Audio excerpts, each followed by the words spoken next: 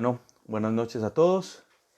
Ayer no tuvimos este pequeño encuentro en Facebook Live, eh, pero como les escribí pues ahí en las redes ya hoy nos íbamos a encontrar para hablar sobre la responsabilidad. Espero que hoy ya sea como la última vez que hablemos, digámoslo así, de un tema filosófico y ya pasemos de pronto a aplicarlo a las películas, al cine, a la literatura, que he procurado pues citar varias fuentes para que sea la posibilidad, la oportunidad de que se acerquen a leer estos textos, a conocerlos, a pensar un poquito también sobre el mundo que tenemos, pensar sobre el mundo que nos circunda. De hecho, en relación con lo que hablábamos del diálogo en sí mismo, el ser humano que no dialoga consigo mismo, el ser humano que no se conoce a sí mismo, pues es esclavo efectivamente de sí, es esclavo de sí. Lo mismo pasa cuando no dialogamos con el entorno, nos volvemos esclavos del entorno. Lo mismo pasa cuando no cotejamos las ideas, nos volvemos esclavos de las ideas. Bueno, ya quien van llegando, Elizabeth, Sara, hola, Damaris, hola, ¿cómo estás? Aquí se van conectando y se los agradezco como tal. Bueno, eh, entonces efectivamente decíamos que si no aprendemos a dialogar consigo mismo, con los otros, con el entorno, nos tornamos esclavos de eso. Por eso si no dialogamos con el otro me esclaviza. Si yo no dialogo consigo mismo, me esclavizo a mí mismo. Si no dialogo con el entorno, se vuelve desconocido y se vuelve peligroso como tal. Entonces es más o menos lo que veníamos hablando esta semana sobre la importancia del diálogo y cómo el diálogo crea mundo. Bueno, arranquemos con la pequeña reflexión de hoy que tiene que ver con la responsabilidad. Precisamente porque, de hecho, sobre la responsabilidad son muy pocos los filósofos que escriben y es uno, digámoslo así, es uno de los conceptos de los que poco se habla en el mundo actual porque se ha reducido el concepto de responsabilidad a una condición jurídica. De hecho, ese fue su origen en el siglo XVIII. Pero vamos a mirar cómo hay ciertas propuestas filosóficas que van un poquito más allá de esa condición jurídica. Y creo que es fundamental hablar hoy de la responsabilidad porque pues ya hemos hablado de la compasión, hemos hablado de la felicidad, hemos hablado del diálogo, pero cómo mis actos me afectan a mí y pueden afectar al otro, y eso tiene que ver efectivamente con el concepto de responsabilidad. Mire, hay algo muy bonito.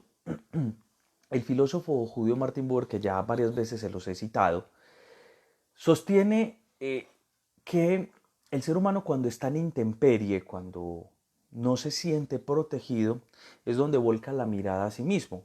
Un claro ejemplo está en lo que estamos viviendo hoy en día. Miren cómo ya empezamos a ver en los memes que aparecen en redes sociales, empiezan a decir, ve, mira, las cosas que consideramos importantes no eran tan importantes. Es más importante volverse a lo simple, que es el encuentro con la persona que se quiere, el dialogar, el estar con los otros. Miren cómo los memes empiezan a tornarse bajo una condición supremamente interesante. Es que se vuelcan efectivamente hacia, hacia una condición un poco más de espiritual, más de significación. Entonces Martin Buber dice, mire, cuando el ser humano queda en la intemperie, cuando no siente seguridad, tiene que volcarse a su interior.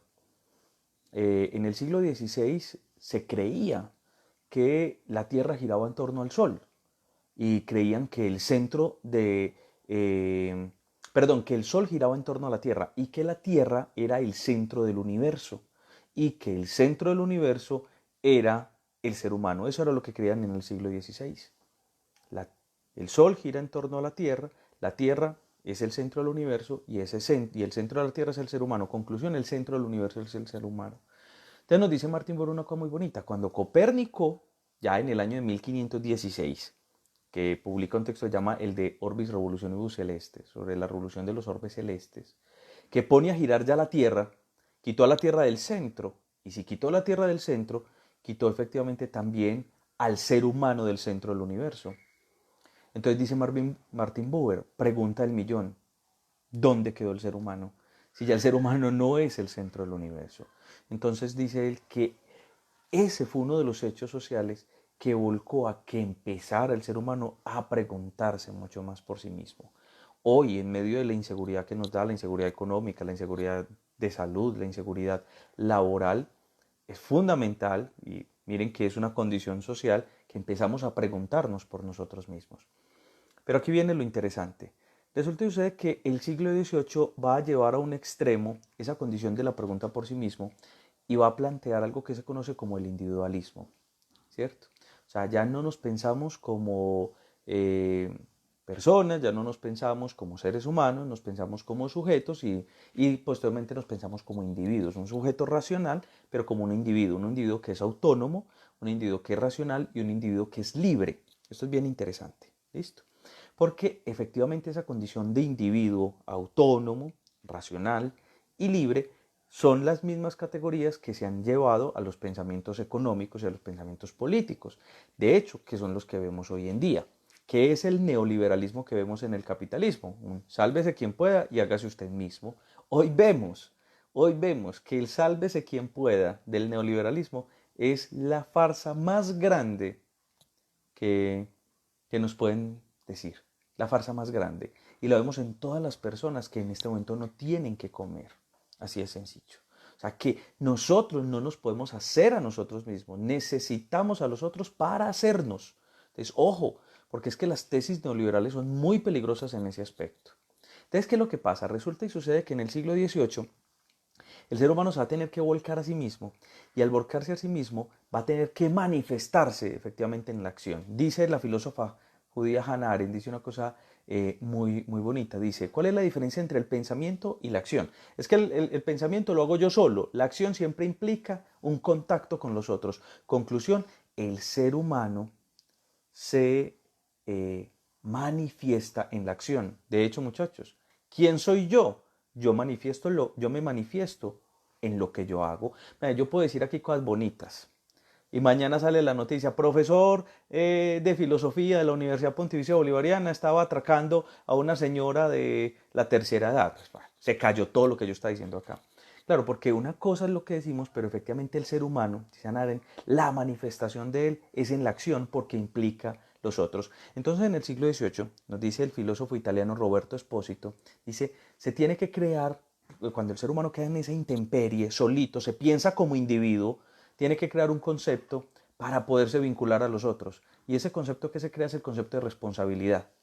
El concepto no existía antes del siglo XVIII. La raíz etimológica es esposare y espondeo, que era un sacrificio que se daba, un tributo que se da a los dioses. De hecho, en latín, tributo, efectivamente, es entregar. Eh, y espondeo es respuesta. O sea, que el concepto de responsabilidad es la respuesta, la obligatoriedad. De ahí viene incluso esposarse, casarse. Es una obligación a partir de unas promesas. Entonces, la responsabilidad en el siglo XVIII, que de hecho se usó en el Código Napoleónico, se entendía como la respuesta que yo daba frente a un daño que hacía a otro. ¿Qué respuesta daba? Así se entendía responsabilidad. La respuesta que yo le daba a otro. De hecho, esto es un concepto que se maneja mucho en el derecho. Es un concepto muy jurídico. Y por eso en todo lo que fue el Código Napoleónico se trató el concepto de responsabilidad desde la responsabilidad civil y la responsabilidad jurídica. Entonces, ¿cómo reparo yo los daños? ¿Cómo respondo frente a mi actuar con el otro? Y pues, ¿cómo pago? ¿Cuál es la culpa que yo cargo frente a eso? Pero miren esto tan bonito. Ese concepto de responsabilidad siempre se ha pensado bajo una condición individual. Claro, porque así surgió en el siglo XVIII. Si nos pensamos como individuos, yo ya no tengo nada que me vincule al otro, soy libre, autónomo, racional, entonces tengo que crear un concepto que me vincule al otro y que diga, bueno, usted siga siendo individuo, pero usted tiene que responder frente al daño que le hace al otro. O sea, esto no es que estemos en la sociedad por ahí libres. Eso era el siglo XVIII y eso es una definición que nos ha acompañado mucho. Y nos acompañó precisamente hasta finales del siglo XX, cuando otro filósofo judío, muy interesante, Hans Jonas, escribió un texto cuando tenía 93 años. y lo escribe a la carrera y dice, yo tengo que dejarle esto a la humanidad, él sentía que ya se iba a morir, y escribió un texto que se llama El principio de responsabilidad, en la que ya nos planteó la filosofía una pregunta muy interesante, y dice Hans Jonas, a ver, ¿realmente nosotros tenemos que pensar la responsabilidad solo desde categorías jurídicas? No. ¿Por qué? Porque hoy, dice él, hemos creado herramientas, tecnologías que son capaces de destruir el mundo entero. Y no hablemos solamente de herramientas y tecnología, tenemos un estilo de vida, de consumo, de generación de basura, de derroche, que está destruyendo el mundo, eso no lo podemos negar. Tenemos de hecho una distribución de la riqueza que sigue generando una pirámide, una acumulación de riqueza en la que el 1%, esto ya lo sabemos y no lo dice Bregman, el 1% más rico del mundo tiene la misma riqueza que el 50% más pobre de toda la humanidad. De hecho, esas cifras han llegado a reducirse que solo 62 personas tienen la misma riqueza que el 50% más pobre de toda la humanidad. Entonces, miren cómo en cierta medida hoy empezamos a hacernos una pregunta frente a nuestros estilos de vida, frente a las tecnologías, frente a las herramientas que tenemos. Hoy sabemos que el mundo tiene 5.000 ojivas nucleares. Si se tirara 1.000 de esas ojivas nucleares no habría vida, ¿cierto? Hoy sabemos que muere cada minuto, ojo con esta estadística que nos la trae a nosotros el filósofo de la Universidad de Yale, Thomas Pogge, hoy cada minuto muere mueren 5 personas de hambre en el mundo. Entonces, mire, ¿qué dice Hans Jonas? Hoy tenemos esas tecnologías y modos de vida que están destruyendo el mundo y que pueden destruirlo completamente. Entonces dice hoy tenemos que pensar una responsabilidad, ya no en condición jurídica, bajo esa responsabilidad civil y penal, tenemos que pensar en una responsabilidad como humanidad. Y dice Hans Jonas, actúa de tal manera que garantices, que posibilites, que permitas la vida a las siguientes generaciones. Mire qué cosa tan bonita. O sea, plantea ya no una condición jurídica, ya plantea o tiene digámoslo así, un imperativo ético. ¿Y cuál es el imperativo ético? Que hoy el llamado que nosotros tenemos es que nuestra forma de actuar garantice, dice Hans Jonas, la vida a las siguientes generaciones. Porque si seguimos con el mismo estilo de vida que tenemos, de derroche, de acabar el mundo, de alta contaminación, créanme que no podremos garantizar en la vida en el más allá. Más allá no, después de nuestras generaciones. Y dice Hans Jonas, ¿por qué tenemos que preocuparnos por las siguientes generaciones? Porque ya esto es algo que nos vincula como especie. Es decir, la garantía de la supervivencia de la especie humana depende de lo que empecemos a hacer ya, hoy. Pero aquí viene una propuesta mucho más bonita, y es de un filósofo español llamado Manuel Cruz en un texto que se llama Hacerse cargo. ¿Y qué dice Manuel Cruz? Ojo, vimos cómo en cierta medida en el siglo XVIII el concepto de responsabilidad era un concepto individual. Yo cómo le respondo, cómo me obligo a mí para responder frente a los daños que le hice al otro. Y dice Manuel Cruz, hoy, miren que no podemos pensar una responsabilidad social. ¿Por qué no podemos pensar en una responsabilidad social? Bueno, hasta el momento, ¿por qué no se ha podido pensar en una responsabilidad social? Porque no tenemos una culpa social. Eso es muy interesante. Miren que la responsabilidad también está asociada a un concepto de culpabilidad. O sea, usted es culpable y tiene que responder en ese concepto de derecho. Pero dice Manuel Cruz, venga, ¿cómo pensar una responsabilidad social no culpable? Sabemos que la sociedad no siente culpa, la sociedad en general. O por el contrario, ¿cómo si pensar una responsabilidad culpable? ¿Y qué quiere decir esto? Cuando socialmente empecemos a sentir una culpa, es decir, que somos responsables de todo lo que pasa a nuestro alrededor. ¿Por qué? Porque hoy, como nos pensamos como individuos, seguimos pensando o nos pensamos bajo un concepto de desresponsabilización, es decir, yo me hago responsable de lo que yo hago. Pero, ¿qué pasa? El coronavirus, eso no es problema mío, es una responsabilidad mía. El hambre no es problema mío, ¿cierto? La desigualdad no es problema mío. O sea, y miren que esos procesos de responsabilización siempre lo decimos hey, ¿cuándo será que tenemos un gobierno no corrupto? ¿Cuándo será que tenemos un gobierno que no beneficie a la banca, sino que beneficie al pueblo? ¿Cuándo será que tenemos un mejor gobierno? Entonces dice Manuel Cruz, miren cómo en estas frases siempre abogamos por una condición de desresponsabilización de nosotros. Por eso yo siempre he dicho, y creo que lo dije en una de estos Facebook Live, cuando pensamos efectivamente que mm, la culpa o la responsabilidad nunca cae sobre mí, que la culpa siempre o la responsabilidad es de otro, como la corrupción. Decimos, ¿cuándo tendremos políticos no corruptos? Bueno, siempre he respondido, tendremos políticos no corruptos cuando desde nuestro modo de vida no seamos corruptos. Y aquí viene la propuesta para ir finalizando con esta condición de responsabilidad. Dice Manuel Cruz, hoy ya no podemos hablar de una responsabilidad individual. Tenemos que empezar a hablar de una responsabilidad social, porque el ser humano se ha encargado de transformar el mundo, pero no se ha hecho cargo de él. Miren esto tan bonito. Nosotros hoy hemos creado sistemas que supuestamente son más grandes que nosotros y supuestamente no los podemos controlar. Entonces, miren, hoy nadie entiende el capitalismo. Con eso les digo todo. Nadie lo entiende. Nadie entiende las dinámicas del capitalismo. Hoy nadie entiende lo que llamamos el sistema. Miren cómo hemos creado unas fuerzas que supuestamente no podemos controlar y que son más grandes que nosotros. Ni siquiera las podemos entender. No hay ningún economista en el mundo que tenga todo el capitalismo metido en su cabeza. Eso es imposible.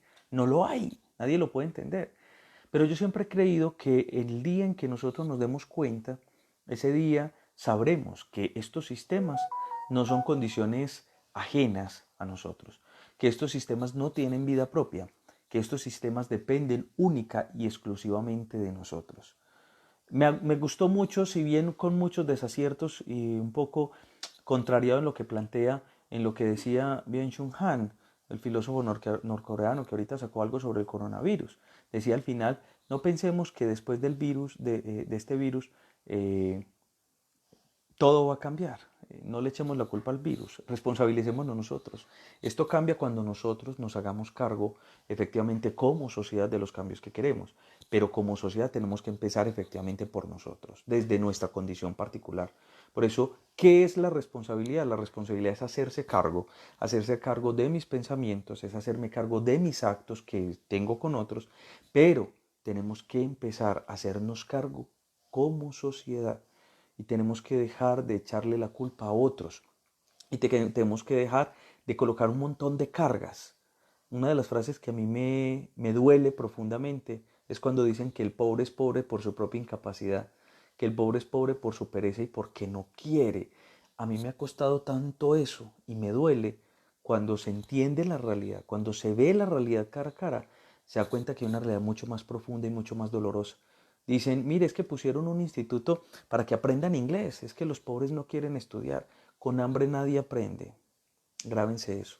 De hecho, Maslow, en la pirámide de Maslow, el psicólogo, decía que solamente, imagínate, ponía en la punta los principios morales, pero abajo en la base colocaba las necesidades básicas. O sea, casi que decía que para hablar de ética hay que tener las 3 comidas del día. Es una cosa supremamente interesante. ¿Qué quiere decir? Como sociedad tenemos que mejorar las condiciones de vida de todos, de todos. Unas mejores condiciones de vida para que efectivamente como sociedad nos hagamos cargo, nos hagamos responsables también del dolor del otro. Miren esto tan bonito y espero que esto nos quede como conclusión. Hoy hablamos de economía, de cómo reducir el gasto, ¿cierto? Hablamos de economía en el dinero, hablamos de economía en el tiempo, cómo reducir el tiempo que nos gastamos haciendo algo, porque eso también se traduce en dinero. Pero ¿saben de algo que poco hablamos? No hablamos de economía del dolor, no hablamos de economía de la angustia, no hablamos de economía del hambre. Mire que siempre nos hemos volcado en los discursos del dinero, por eso nos demoramos en cerrar fronteras. Teníamos que rescatar un poquito la economía, pero no hablamos de esa economía del dolor, de cómo reducirle el dolor al otro, cómo reducirle la angustia al otro. Y ahí tiene que ver la responsabilidad, porque yo cómo me hago cargo del mundo que estoy creando con el otro y del mundo que comparto con el otro y del mundo al que yo quiero aspirar. Aquí viene algo muy bonito. Si pensamos en un momentico, todos nuestros sueños son sueños individuales. Qué rico ganarme el baloto, la lotería. Ya lo digo a mi esposa, ay, mira, ay, el baloto, es que uno cae en esta ilusión, es que uno crea que yo porque hablo de esto, pues estoy fuera de eso. No, y si uno se gana el baloto y cambia el mundo y lo hago yo, no, qué miedo, uno no me conoce con toda esa plata. Mire cómo nuestros sueños son sueños completamente individualistas. Dice Weber que para llegar alguna vez a lo posible hay que aspirar a lo imposible. Entonces, hagámonos cargo como sociedad, hagámonos responsables, hagámonos cargo de mis propios actos y del otro y empezar a soñar en una transformación social, no individual. Dejemos de pensar de que nosotros nos vamos a salvar solos. Usted puede tener toda la plata del mundo y si su mundo se cae alrededor, esa plata no sirve de absolutamente nada, grábense eso. Así de sencillo. Tenemos muchas películas y muchos referentes. Cuando en medio de la Segunda Guerra Mundial los ricos tenían tanta plata que empezaron a caer las monedas de cada país y esa plata no servía de nada. O sea que la única salvación está en la transformación con los otros. Hoy la salvación de este coronavirus está con nosotros. No es el sálvese quien pueda. Eso ya sabemos que no es así. No es el neoliberalismo ni el capitalismo salvaje. Se fue un momentico, tenemos que crear otras formas de pensamiento, otra cartografía conceptual que nos permita vincularnos con los otros. Hagámonos cargo, empecemos a hacernos cargo de lo que pensamos y empecemos a hacernos cargo de cómo actuamos frente a los demás, cómo hacemos la fila, cómo pasamos el semáforo, cómo respetamos al vecino con la música. Eso es hacerse cargo de los propios actos. Y ahí empezamos efectivamente un concepto de responsabilidad que ya no es jurídico, ya no es una responsabilidad civil ni penal, es una responsabilidad en que compartimos un mismo mundo, una esfera limitada, un mundo común y que requiere que efectivamente aunamos fuerzas para poder salir de esto. Bauman, y con esto termino, dice, si bien como individuos no podemos cambiar esto, nadie puede hacerlo, solamente la fuerza de un objetivo común es la garantía de la seguridad de no caer en la angustia frente a la imposibilidad de los actos. Ahí está la persona que dice, con mi voto yo no puedo hacer nada, por eso yo no voto. No, es la sumatoria de todos. Cada acto suma para conformar una sociedad que se transforma y que se hace cargo de sí misma. Bueno, muchísimas gracias como tal. Eh, gracias por unirse. Mañana quiero hablar mejor de una película que me gusta mucho, de una vez se los digo, que se llama El Club de la Pelea. Si la pueden ver hoy, maravilloso. Si no, se la ven mañana después de nuestro Facebook Live para hablar efectivamente de esas condiciones de consumo que tenemos en el mundo actual. Bueno, feliz noche. Muchas gracias por unirse a este ratico. Recuerden que ya tenemos un canal en YouTube, Profesor Jesús David Cifuentes, para que puedan compartir esto un poco más fácil, que algunos lo pidieron, para tenerlo y no tenerlo que buscar en el Facebook en medio de todas las historias. Bueno, que estén muy bien, feliz noche.